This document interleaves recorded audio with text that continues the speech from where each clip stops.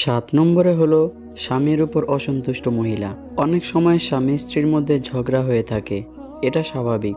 কিন্তু মহিলা কি করে, একদম সারা রাত বা সারাদিন স্বামীর উপর রাগ করে থাকে। এরকম মহিলার কোনো ইবাদতই কবুল হবে না।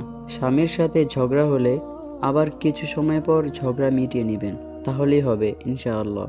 8 নম্বরে হলো পালিয়ে যাওয়া গোলাম, অর্থাৎ যে গোলাম তার মনিবকে না বলে পালিয়ে যাবে তার কোনো ইবাদত কবুল হবে না। এটা এখন আমাদের দেশে নাই।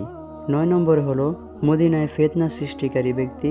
অনেক লোক আছে যারা মদিনায় বিভিন্ন ফিতনা সৃষ্টি করে, এরকম ব্যক্তির কোনো ইবাদত কবুল হবে না। 10 নম্বরে হলো বাবা মায়ের অবাধ্য সন্তান। এটা এখন প্রচুর পরিমাণে বেড়ে চলেছে। কেউ তো বাবা মাকে হত্যাও করে ফেলছে।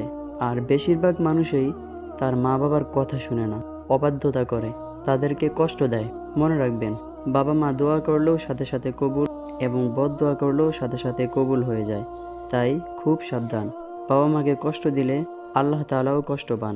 এই কাজ কখনোই করবেন না। 11 নম্বরে হলো দান করে খোটা দানকারী ব্যক্তি। আমাদের সমাজে অনেক লোক আছে যারা কাউকে কিছু দান করে খোটা দেয়। এই কাজ কখনোই করা যাবে না, কারণ খোটা দানকারী ব্যক্তির কোনো ইবাদত কবুল হবে না।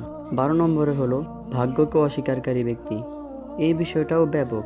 একটু খারাপ হলেই মানুষ ভাগ্যকে দোষ দেয়, বলে আল্লাহ শুধু আমাকেই দেখে আর কাউকে চোখে পড়ে না।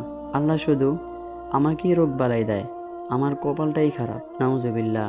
এরকম কথা ভুলেও বলা যাবে না, কারণ এতে আল্লাহ তো রাগান্বিত হন এবং আপনার কোনো ইবাদতেই আল্লাহ কবুল করবেন না। 13 নম্বরে হলো স্বৈরাচার শাসক। আমাদের দেশেই তো একজন ছিল। এরকম যত দেশে মুসলিম স্বৈরাচার শাসক আছে তাদের কোনো ইবাদতেই কবুল হবে না। তো সবাই সাবধান, যে বিষয়গুলো বললাম এগুলো থেকে বেঁচে থাকবেন। আল্লাহ তাআলা সবাইকে এই মন্দ বিষয়গুলো থেকে বেঁচে থাকার তৌফিক দান করুন, আমিন। আর ভিডিওটি থেকে একটু উপকৃত হয়ে থাকলে একটা লাইক আর সাবস্ক্রাইব করে দেন।